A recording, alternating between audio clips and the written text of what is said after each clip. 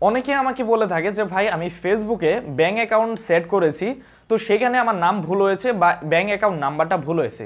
তো এটা আমরা কিভাবে সংশোধন করব? তো আপনাদের আজকে দেখিয়ে দেব যে কিভাবে আপনার ব্যাংক অ্যাড্রেসটাকে সংশোধন করবেন।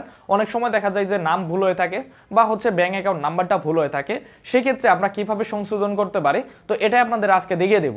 তো ভিডিওটি শুরু করার আগে আপনাদের কাছে একটাই রিকোয়েস্ট, যদি আমার চ্যানেলে নতুন হয়ে থাকুন প্লিজ চ্যানেলটি সাবস্ক্রাইব করে দেবেন, এবং কি এই ভিডিওটা যদি আপনি ফেসবুক পেজ থেকে দেখে থাকেন অবশ্যই আমার পেজটি ফলো দেওয়ার সাথে থাকবেন। প্রথমে আপনি চলে যাবেন আপনাদের গুগল ক্রোম ব্রাউজারে চলে যাওয়ার পর এখানে আপনারা সার্চ করবেন facebook.com। তো এইটা লিখে সার্চ করে দেওয়ার পর আমাদের এরকম ইন্টারফেস শো করবে। যদি আপনাদের এটা ডেস্কটপ মোড সেট করা না থাকে তাহলে আপনারা থ্রি লাইনে ক্লিক করে দেওয়ার পর এখানে দেখতে পাচ্ছেন ডেস্কটপ সাইট, এইটা আপনারা অন করে দিবেন। তো অন করে দেওয়ার পর আপনারা এখানে প্রোফাইল আইকন দেখতে পাচ্ছেন, আমরা জাস্ট এই প্রোফাইলের উপরে ক্লিক করে দিব। তো এখানে আমি ক্লিক করে দিচ্ছি। তো ক্লিক করে দেওয়ার পর এখানে দেখতে পারবেন প্রফেশনাল ড্যাশবোর্ড, জাস্ট এখানে একটা ক্লিক করে দিবেন। তো আমি এখানে ক্লিক করে দিচ্ছি। তো প্রফেশনাল ড্যাশবোর্ডে ক্লিক করে দেওয়ার পর আমি যেভাবে দেখাচ্ছি আপনারা ঠিক সেইভাবে করে নেবেন, তাহলে কিন্তু হয়ে যাবে। এরপর আপনারা এখানে দেখতে পারবেন যে পেমেন্টস নামে একটা অপশন, পে আউটস নামে একটা অপশন, জাস্ট এখানে ক্লিক করে দিবেন। তো আমি এই পে আউটসে ক্লিক করে দিচ্ছি।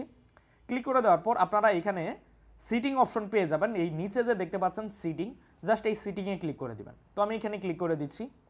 ক্লিক করে দেওয়ার পর আপনাদের মাঝে এরকম ইন্টারফেস শো করবে। এরপর উপরে দেখতে পারবেন পে আউট মেথড নামে একটা অপশন। তো এইখানে সাইডে দেখতে পাচ্ছেন ভিউ ডিটেলস নামে একটা অপশন, জাস্ট এই ভিউ ডিটেলসে ক্লিক করে দিবেন। তো ভিউ ডিটেলসে ক্লিক করে দেওয়ার পর এরকম ইন্টারফেস শো করবে। এখন আপনারা এডিট পে আউট মেথডে এখানে ক্লিক করে দিবেন। তো আমি এখানে ক্লিক করে দিচ্ছি।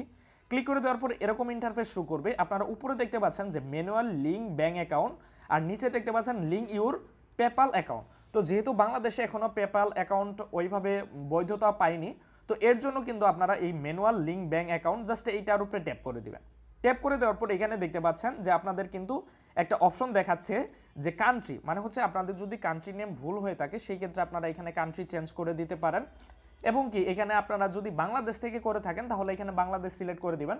সিলেক্ট করে দেওয়ার পর আপনাদের অ্যাকাউন্ট হোল্ডার নাম্বার, হোল্ডার নেমটা হচ্ছে যে আপনার অ্যাকাউন্টের বইয়ে যে নামটি আছে হুবহু আপনারা সেই নামটি এখানে প্রেস করে দিবেন।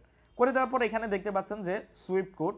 তো এইটা কিন্তু প্রত্যেক ব্যাংকের জন্য একটা করে সুইফট কোড আছে। আর সুইফট কোড কীভাবে পাবেন, গুগল ক্রোমে যদি আপনি যে সার্চ করেন যে ইসলামী ব্যাংকের সুইফট কোড বা হচ্ছে ডাচ বাংলা ব্যাংকের সুইফট কোড অথবা হচ্ছে আপনার যে কোনো ব্যাংকের সুইফট কোড ওইখানে লিখলেই কিন্তু আপনাকে সুইফট কোডটা দিয়ে দিবে।